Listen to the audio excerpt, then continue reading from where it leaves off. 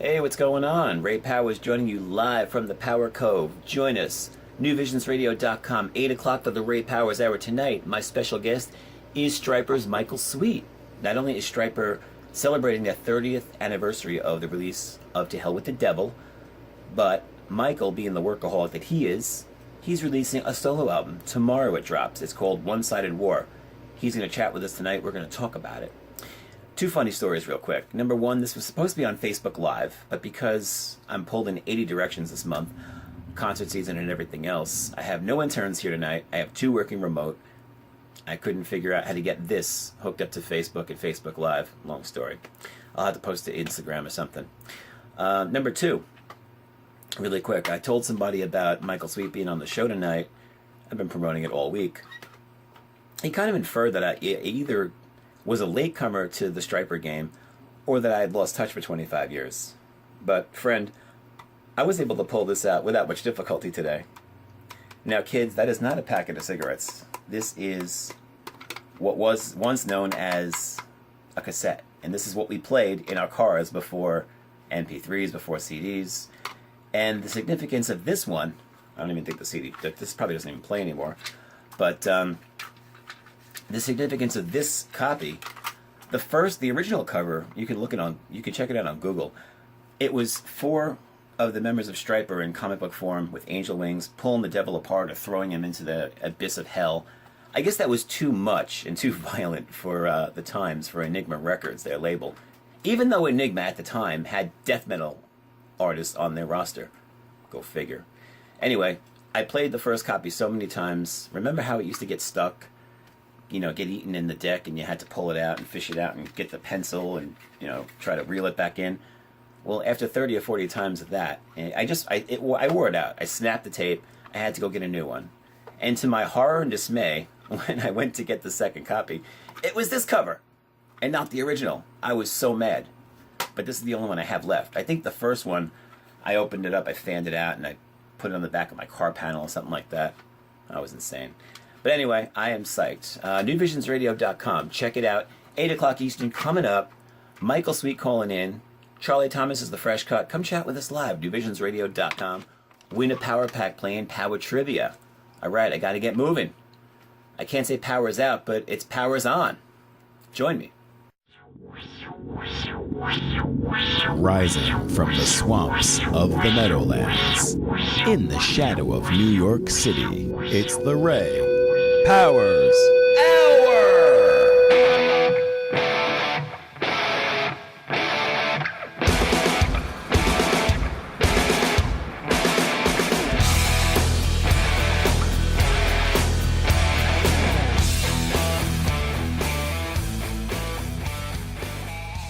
This is the Ray Powers Hour. I am back and on the line, the legendary frontman for one of the most iconic Christian rock bands of all time. He has a brand new solo record coming out, hits tomorrow. It's entitled One-Sided War. Ladies and gentlemen, the great Michael Sweet. Hey, buddy. Great to talk to you, and you're making me blush right now, man. Oh, listen, I make myself blush sometimes. No, thank you so much for joining us tonight. It's an absolute honor to have you on the Ray Powers Hour. Let me just get that out of the way. All right, I'm done gushing now. Well, it's an honor to be with you, buddy, talking to you. And I always find it amazing that people still want to talk to me, It's always humbling, absolutely. Well, I go back to early 86 with Stryper, and I know I was a little late to the party, but, back then we didn't have the internet, so we were at the mercy of, FM radio playing metal after midnight. It was still a big deal. It was still very taboo. And, that's where we got it. And it was Stryper blew my mind when I first heard there was, Christian metal. We had death metal and Slayer and stuff like that. And I was always joking, wouldn't it be cool if, we had a Christian metal band? And my friends would all laugh. A year later, we discovered Stryper. Well, we and what's funny is we never set out to plan or purposely set up a band to, quote unquote, fill that Christian rock or metal slot. I mean, we just did what we felt led to do. We went down that path of drugs and alcohol, sex and women, and the whole rock and roll scene for years. we turned our lives around, and we decided to take a different path, man, a different road than all of our peers. And quite frankly, I'm very happy that we did. I have no regrets. We have no regrets. You look at some of our peers, and they can mock us all they want, and they can sneer at us all they want. But the fact of the matter is here we are, still touring, right, 32 years later, still making albums that chart with the original lineup, and there aren't really hardly any bands left that can make those claims. Yeah, you can count them on one hand. I mean, you really can. I mean, and before it might have been two hands. Now it's one hand, if that. And it's like there's only a few bands that have the original lineup, and we're one of them. And it's I'm not boasting or prideful when I say it. I just remind people that that's a really special thing, and it's very rare these days. Oh, absolutely. Just keeping the band together in general for a couple of years, but 32. I mean, I know it's on and off, but still in all. But, exactly. It is, and I think that's a testament. If that's not a testament to who we are and what we've said we are, and who we've said that we follow, and who we put our faith in, being God, of course, and we have a deep faith. Everybody knows that. If that's not a testament to that, then I don't know what is. No, it's absolutely true. Now, your new album, it's called One-Sided War. And the first thing that fans are going to realize is that this album rocks. I mean, not just rocks. This sets a new standard for heavy. And I know it's been kind of building since the last few Stryper albums and the Sweet Lynch album, but I think to the delight of many, they're going to find some blistering tracks in this collection. Mike, what brought on this onslaught of just screaming guitars in this record? It's unbelievable. Well, I'll tell you, man, I ran from my past for a while. And I started trying to be modern and write more modern styles of music and produce albums that were more modern sounding. And I came to the realization that I'm not that guy. I'm from the 80s, and I'm proud of it. And our fans are from the 80s, and they're proud of it. Sure. And there's still a really huge demand for that kind of music. And once I realized that, as a writer, producer, musician, that's when we started turning in albums like No More Hell to Pay, Fallen, obviously, Sweet and Lynch, and then now this album, One-Sided War. And I couldn't be more proud of reflecting on, musically in these albums, reflecting on my past and reflecting on who I am and where I come from, my roots and my history. And I'm very proud of that. And honestly, and this is going to sound like a slam to a lot of the young bands, but you put any young band on a stage with any band from the 80s, hard rock band, in their prime, and they'd wipe the floor with them. No, it's true. As a fan, they would wipe the floor with them, because music is not what it used to be. It used to be about musicianship. Now it's about angst and a cult following, or whatever, man, or just being weird. It's not so much about incredibly great musicianship and people honing their skills like it used to be in the 70s and the 80s. Absolutely. And I mean, don't get me wrong, as a fan, I mean, I loved, your self-titled, your solo album from 94. It was very CCM, very adult contemporary, but it was timely. Yep. Same with Real, very acoustic, but very cool. The Love album, it was just great stuff, but I guess you just come full circle at one point, and the fans are noticing. I'm looking at the YouTube comments, and they're like, "Whoa!" So they're enjoying it. Well, it is cool, and I want to listen to the fans. I don't want to sell myself out. I don't feel that I've done that by going back to my roots. But at the same time, I have listened to the fans. I mean, I always ask the fans, "What do you want to hear?" And I go through and I read all their posts, and I comment on all the posts. People say, "Is that really you on Facebook? Is that really you on Twitter?" Absolutely. And I can tell you, too, and again, this isn't to sound like an a-hole, but most of the time when you get responses from people, bands or artists on Twitter and Facebook, it's not even them. No, it's a moderator, exactly. Of course it is. They're too busy. They don't have time for their fans. Yeah. And I take the time, and I make the time because I want to. But that's why you and do it. It means everything to me. It really does. And I want to listen to the fans. The fans are who have put me, of course, God has blessed Michael Sweet. Of course, my family stands by my side, and I couldn't do it without God or my family. But the fans are the ones that support you and buy your albums and buy your tickets to the shows. And if it wasn't for the fans, I wouldn't be sitting here talking to anybody. Right. Exactly. And, yeah, and that's a testament to why you're doing it 32 years later, because you take that time and, you know, you have a one-on-one relationship with as many fans as possible. I do, man, and it's a fine balance because sometimes it cuts into my family time, and that's not good. But, you know, I'm always posting on Facebook and Twitter and trying to respond to as many comments as I possibly can and answer questions. When someone says, hey, man, is it the Hell with the Devil tour going to include this, this, and that? I'll go on and respond to it. Yeah, and I've seen... I don't call my manager and say, hey, can you go and respond to this tweet? Like I know 90% of all other artists do. Right, and I've seen you with the fans. Like, I've been backstage at places like Obsessions and the Ritz here on the East Coast. And, I mean, you know, half hour in, before getting on the bus, you're sweaty. Last thing you really want to do is interact with people, but I've seen you do it. And believe me, the fans appreciate it. Well, again, man, there are times when I'm sick or I'm really wore out, and I'm contemplating whether I should or shouldn't. And then I remind myself, well, you know what? How hard is it to really sit here and talk to 20 fans for 10 minutes? Right. And they're the ones that just paid $25 a ticket and spent $100 at the merch booth and brought us here. And they'll be talking about it for the rest of their lives. Exactly. And that's the impression, and that's what matters. The show's cool, but it's here and gone. But what matters is the impression you leave on people eternally. Of course. Now, if I can dial it back for just a second, and again, I've mentioned that I've followed you since almost the beginning. I was primed when To Hell with the Devil came out, and that got released, and I was part of that whole ride. The worst day of my life musically was when you announced you disbanded in '92, and I'm sure that you were sitting on that for a while.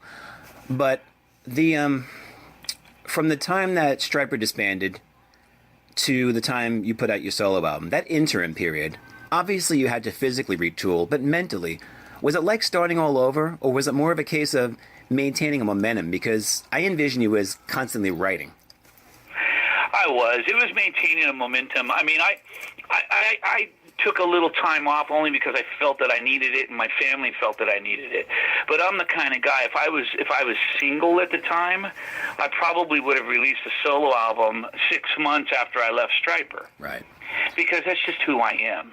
I mean, if I didn't have labels and management telling me slow down, I'd probably release a solo album every year and a Stryper album every year, because I'm just the music's flowing out of me, and it's just who I am as a person. I'm they call me the Energizer Bunny, and when I was in Boston, they used to call me Tigger, because I was like jumping all over the place, and I have a lot of energy, man, and I have to find outlets to release that.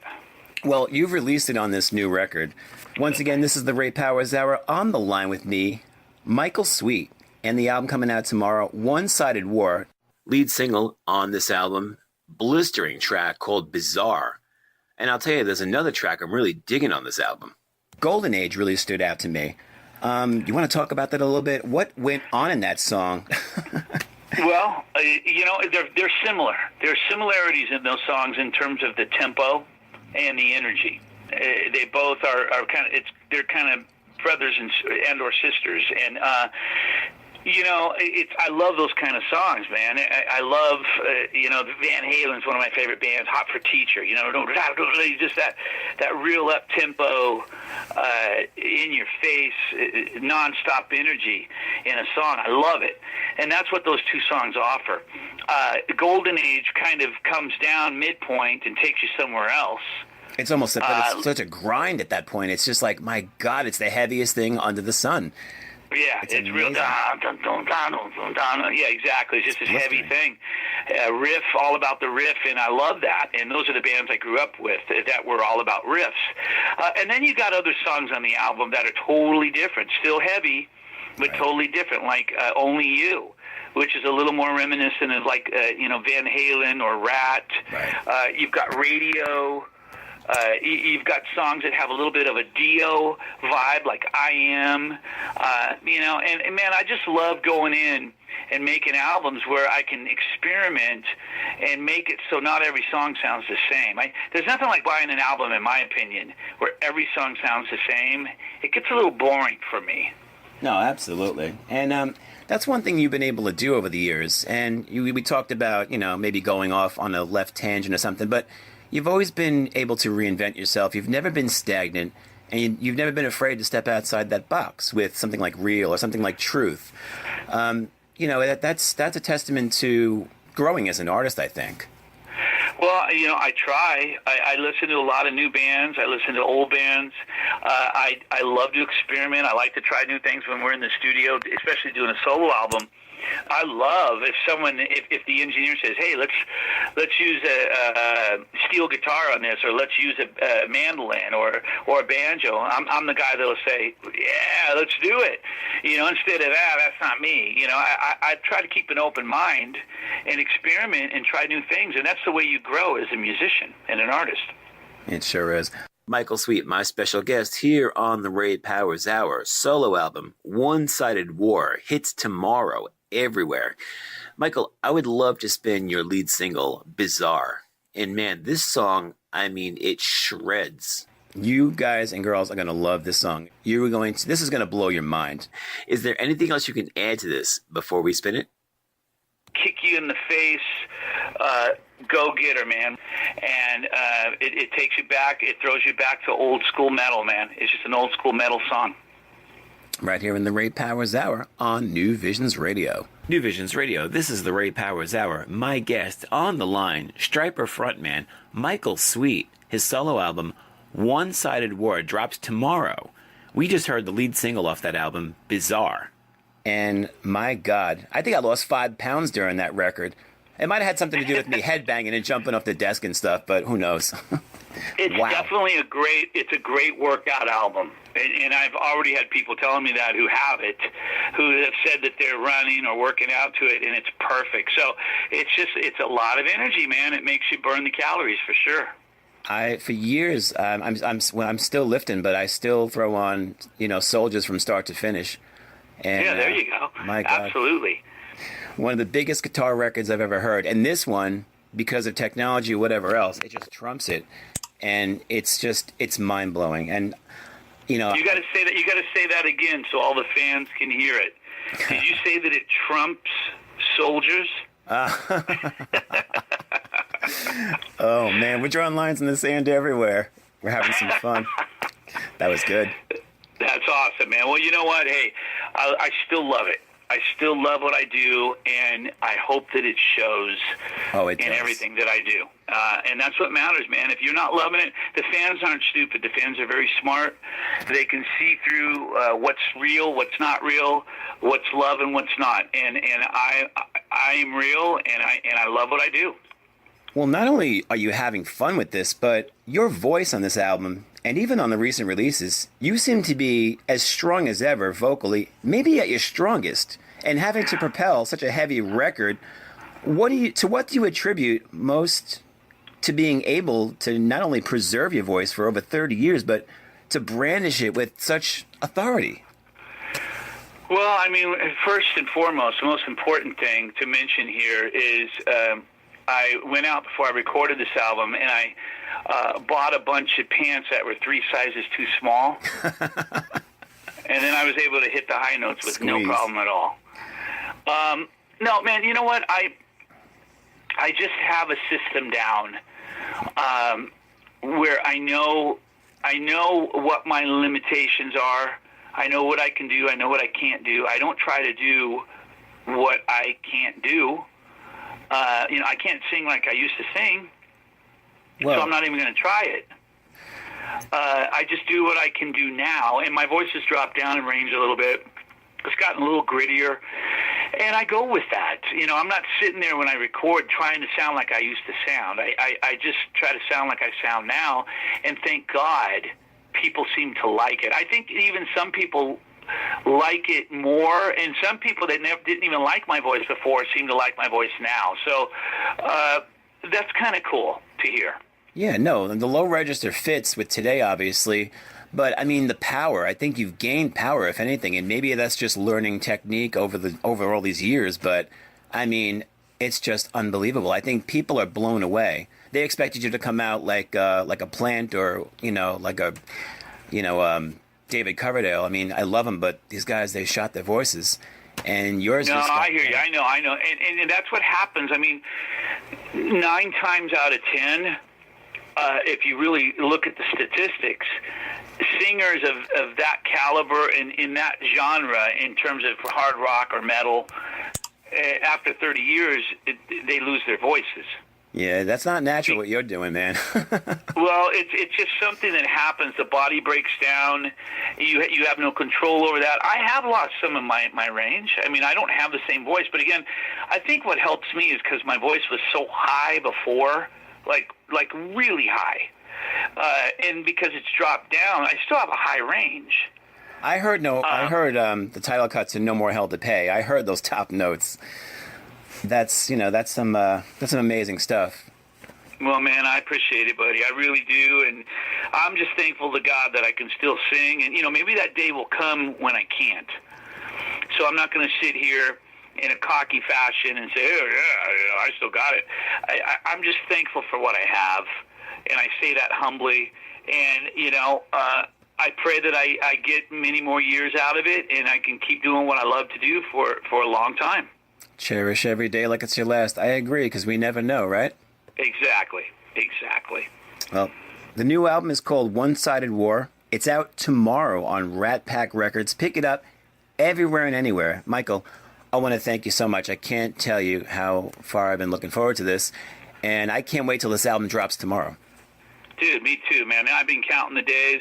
I have no patience whatsoever, and I can't wait for it to come out and to see and hear what people think. Well, I hope you make it to the East Coast on tour, especially the New York area, because I can't wait to see this live. And if it gets to that point... I will do it, brother. I will do it sooner than later, and come out and see the show. And thanks for the support and for having me on. I really appreciate it.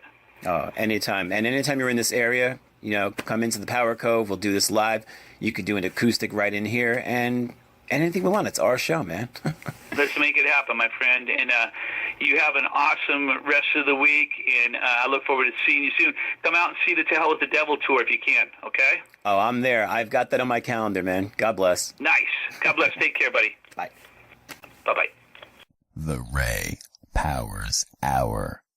New Visions Radio.